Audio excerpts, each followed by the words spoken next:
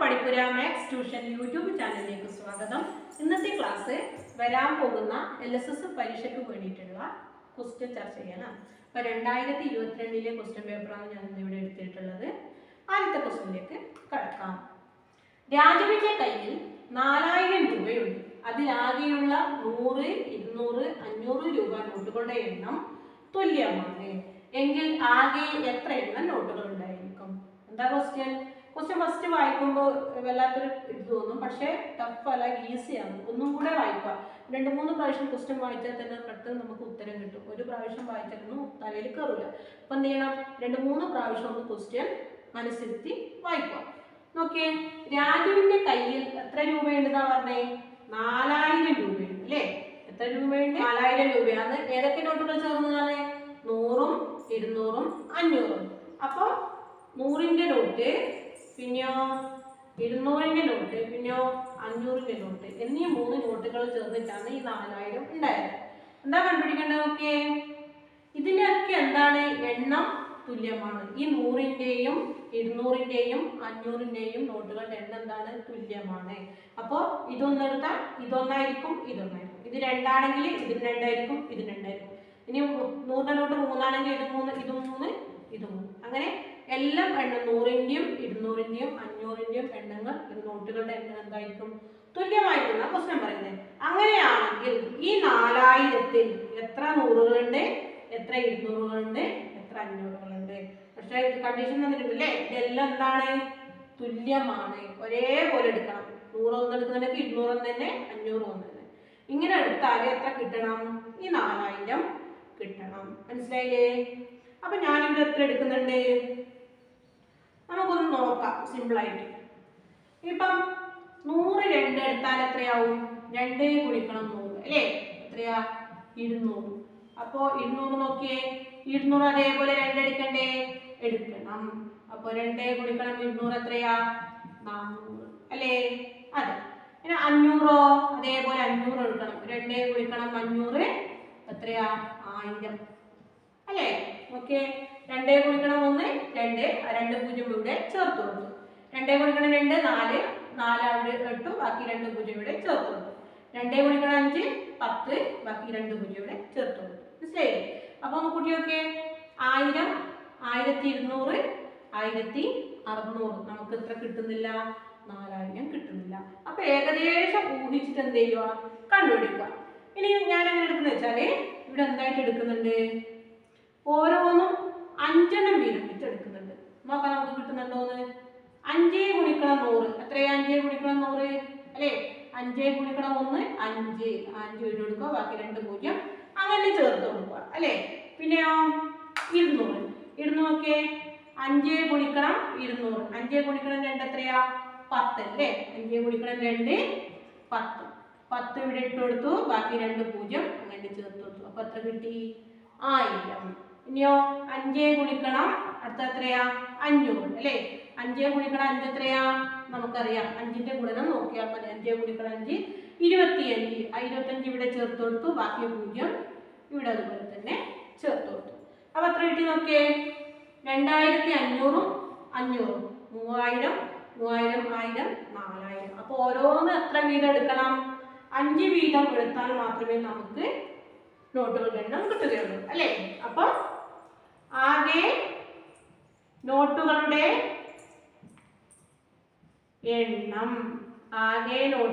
എണ്ണം സമം എത്ര കിട്ടും? 5 കൂട്ടണം 5 കൂട്ടണം 5 എത്രയാണ്? 5 കൂട്ടണം 5 കൂട്ടണം 5, 5 5 10, 10 5 15. മനസ്സിലായില്ലേ? അപ്പോൾ 100 രൂപ 5 എണ്ണം എടുക്കണം, 200 രൂപ 5 എണ്ണം എടുക്കണം, അതേപോലെ തന്നെ 500 രൂപ 5 നോട്ടുകൾ വീതം എടുക്കണം. അപ്പോൾ ടോട്ടൽ എത്ര നോട്ടുകളുണ്ട്? 15 നോട്ടുകളുണ്ട്. മനസ്സിലായില്ലേ? ഇനി അടുത്തൊരു ക്വസ്റ്റ്യനിലേക്ക് കടക്കാം. ഭക്ഷ്യസുരക്ഷാ പദ്ധതി പ്രകാരം 398 കുട്ടികൾക്ക് 4 കിലോഗ്രാം വീതം അരി വിതരണം ചെയ്തു. അവസാനം 4 ക്വിൻ്റൽ 8 കിലോഗ്രാം അരി ബാക്കി വന്നു എങ്കിൽ എത്ര ടൺ അരിയാണ് വിതരണത്തിന് കൊണ്ടുവന്നത്? എന്താ ക്വസ്റ്റ്യൻ? ഭക്ഷ്യസുരക്ഷാ പദ്ധതി പ്രകാരം 398 കുട്ടികൾക്ക് അല്ലേ? എത്ര കുട്ടികൾക്കാ? 398 കുട്ടികൾക്ക് 4 കിലോഗ്രാം വീതം അരി അരി വിതരണം ചെയ്തു. ഒരു കുട്ടിക്ക് എത്രയപ്പോ? ഒരു കുട്ടിക്ക് 4 കിലോഗ്രാം അല്ലേ? ആകെ എത്ര കുട്ടികളുണ്ട്? 398 കുട്ടികളുണ്ട്. പിന്നെ എന്തായാലും നോക്കിയേ, അവസാനം 4 ക്വിന്റൽ 8 കിലോഗ്രാം അരി ബാക്കി വന്നു അല്ലേ? ഇത്രയും 398 കുട്ടികൾക്ക് 4 കിലോഗ്രാം വീതം കൊടുത്തിട്ടും എത്ര കിലോഗ്രാം ബാക്കി വന്നു? 4 ക്വിന്റൽ 8 കിലോഗ്രാം ബാക്കി വന്നു. എങ്കിൽ എത്ര ടൺ അരിയാണ് വിതരണത്തിന് കൊണ്ടുവന്നത് അല്ലേ? അപ്പൊ ആകെ എത്ര ടൺ അരിയാണ് ഉണ്ടാകുന്നത് കണ്ടുപിടിക്കേണ്ടത്. അപ്പൊ ആദ്യം എന്ത് കണ്ടുപിടിക്കണം അല്ലേ? 398 കുട്ടികൾക്ക് 4 കിലോഗ്രാം വീതം അരി കൊടുത്താൽ എത്ര കിലോ കൊടുത്തു എന്ന് ആദ്യം കണ്ടുപിടിക്കണം. എങ്ങനെയാ കണ്ടുപിടിക്കുക? കുട്ടികൾക്ക് വിതരണം ചെയ്ത അരി അല്ലേ? കുട്ടികൾക്ക് വിതരണം ചെയ്ത അരി എത്ര നോക്കാം. എങ്ങനെയാ? എത്ര കുട്ടികളുണ്ട്? 398 കുട്ടികളുണ്ട് അല്ലേ? ഓരോ കുട്ടിക്ക് എത്ര വെച്ചാ കൊടുത്തിട്ടുള്ളത്? 4 കിലോ വീതം ആണ് കൊടുത്തിട്ടുള്ളത്. അപ്പൊ ഗുണിച്ചു നോക്കിയാലോ? 398 ഗുണിക്കണം 4 അല്ലേ? 8 ഗുണിക്കണം 4 32, 2 3 ശിഷ്ടം 9 4 36, 36 3 39, വീണ്ടും 3 ശിഷ്ടം 3 12, 12 3 15. അപ്പൊ എത്ര കുട്ടികൾക്ക് ആകെ കൊടുത്തത്? 1592 കിലോഗ്രാം ആണ് കൊടുത്തത് അല്ലേ? എത്ര കിലോഗ്രാമാണ് കൊടുത്തത്? 1592 കിലോഗ്രാം ആണ് ഈ 398 കുട്ടികൾക്ക് കൊടുത്തത്. മനസ്സിലായില്ലേ? ഇനി എന്താ നോക്കിയേ, ബാക്കി വന്നത് എത്രയാണ്? 4 ക്വിന്റൽ 8 കിലോഗ്രാം അരി. നോക്കാം, ബാക്കി വന്ന അരി അല്ലേ? ബാക്കി വന്ന അരി നോക്കിയേ, 4 ക്വിന്റൽ 8 കിലോഗ്രാം അല്ലേ? ഇവിടെ ശ്രദ്ധിച്ചേ, ഒന്ന് ക്വിന്റലിലും മറ്റത് കിലോഗ്രാമിലും ആണ് അല്ലേ? 4 ക്വിന്റൽ 8 കിലോഗ്രാം. അപ്പൊ ഇതെന്താണ്? നമുക്ക് ഇതും ഈ 4 ക്വിന്റലിനെ ഈ കിലോഗ്രാമിലേക്ക് മാറ്റണം. നമുക്കറിയാം 1 കിലോഗ്രാം എന്ന് പറയുന്നത് 1000 ഗ്രാം ആണ്. അതേപോലെ തന്നെ 1 ക്വിന്റൽ എന്ന് പറയുന്നത് 100 കിലോഗ്രാം ആണ്. 1 ടൺ എന്ന് പറയുന്നത് 1000 കിലോഗ്രാം ആണ് അല്ലേ? അപ്പൊ നമുക്ക് ഇവിടെ കിലോഗ്രാം എല്ലാം തന്നിട്ടുള്ളത്, അതുകൊണ്ട് തന്നെ നമുക്ക് എന്ത് ചെയ്യാം? എല്ലാം കിലോഗ്രാമിലേക്ക് തന്നെ മാറ്റാം. ഇവിടെ നോക്കിയേ, 4 ക്വിന്റൽ അല്ലേ? 4 ക്വിന്റൽ എന്ന് പറയുമ്പോൾ എത്ര കിലോഗ്രാം ആയിട്ട് നോക്കിയേ? ഒരു ക്വിന്റൽ എന്ന് പറഞ്ഞാല് 100 കിലോഗ്രാം ആണ് അല്ലേ? അപ്പോ 4 ക്വിന്റൽ എന്ന് പറഞ്ഞാൽ എത്ര കിലോഗ്രാം ആയിരിക്കും? 4 ക്വിന്റൽ എന്ന് പറഞ്ഞാല് 400 കിലോഗ്രാം ആയിരിക്കും. എത്രയാ? 400 കിലോഗ്രാം അല്ലേ? 4 ക്വിന്റൽ, 1 ക്വിന്റൽ എന്ന് പറഞ്ഞാൽ എത്ര കിലോഗ്രാമാ? 100 കിലോഗ്രാം ആണ് അല്ലേ? അപ്പൊ 4 ക്വിന്റൽ എന്ന് പറഞ്ഞാല് 400 കിലോഗ്രാം. അപ്പൊ 400 കിലോഗ്രാം പ്ലസ് എത്രയാ? 8 കിലോഗ്രാം. മനസ്സിലായില്ലേ? ഈ 4 ക്വിന്റൽ കിലോഗ്രാമിനെ നമ്മൾ 4 ക്വിന്റൽ എന്ന് ഇതിലേക്ക് മാറ്റി കിലോഗ്രാമിലേക്ക് മാറ്റി അല്ലേ? അപ്പൊ എത്രയായി? 400 കിലോഗ്രാം പ്ലസ് 8 കിലോഗ്രാം. ടോട്ടൽ എത്ര കിട്ടും? 408 കിലോഗ്രാം. മനസ്സിലായില്ലേ? ഈ ക്വിന്റലിനെ കിലോഗ്രാമിലേക്ക് മാറ്റിയത്. നമുക്കറിയാം 1 ക്വിന്റൽ എന്ന് പറഞ്ഞാല് 100 കിലോഗ്രാം ആണ്. 1 ക്വിന്റൽ എന്ന് പറഞ്ഞാല് 100 കിലോഗ്രാം ആണ്. ഇവിടെ എത്ര തന്നിട്ടുള്ളത്? 4 ക്വിന്റൽ. അപ്പൊ 4 ക്വിന്റൽ എന്ന് പറഞ്ഞാൽ എത്രയായിരിക്കും? 400 കിലോഗ്രാം. ഈ 8 കിലോഗ്രാം അങ്ങനെ എഴുതുക, തമ്മിൽ കൂട്ടുക. 2 കിലോഗ്രാമിലേക്ക് മാറി, അതുകൊണ്ട് 2 ഒന്നിച്ച് കൂട്ടി എത്ര കിട്ടി? 408 കിലോഗ്രാം അല്ലേ? എളുപ്പം ബാക്കി വന്ന അരി കിലോഗ്രാമിലേക്ക് മാറ്റുമ്പോൾ എത്ര കിട്ടി? 408 കിലോഗ്രാം കിട്ടി. ഇനി ആകെ എത്ര അരി ഉണ്ടായിരുന്നല്ലേ ക്വസ്റ്റ്യൻ? അപ്പൊ ആകെ അരി എത്രയായിരിക്കും നോക്കിയേ? ഇവിടെ എത്ര കിട്ടിയത്? 1592 പ്ലസ് 408 കൂട്ടി നോക്കിയാലോ? 1592 പ്ലസ് 408 അല്ലേ?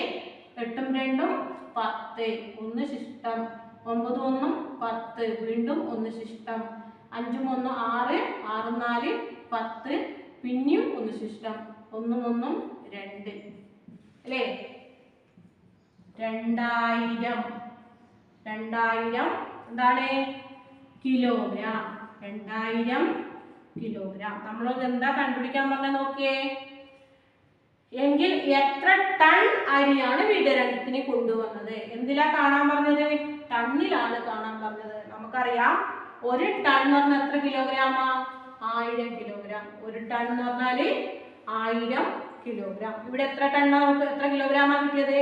2000 കിലോഗ്രാം ആണ് നമുക്ക് കിട്ടിയത് അല്ലേ. അപ്പൊ 2000 കിലോഗ്രാം എന്ന് പറഞ്ഞാൽ എത്ര ടണ്ണായിരിക്കും നമുക്കറിയാം. ഒരു ടണ്ണ് 1000 കിലോഗ്രാം അല്ലേ. അപ്പൊ 2000 കിലോഗ്രാം ആവുമ്പോൾ എത്ര ടണ്ണായിരിക്കും? 2 ടണ്ണായിരിക്കും. മനസ്സിലായില്ലേ? ഒരു ടൺ 1000 കിലോഗ്രാം ആണെങ്കിൽ 2000 കിലോഗ്രാം എത്ര ടണ്ണായിരിക്കും? 2 ടണ്ണായിരിക്കും. അപ്പൊ എത്ര ടൺ അരിയാണ് വിതരണത്തിന് കൊണ്ടുവന്നത്?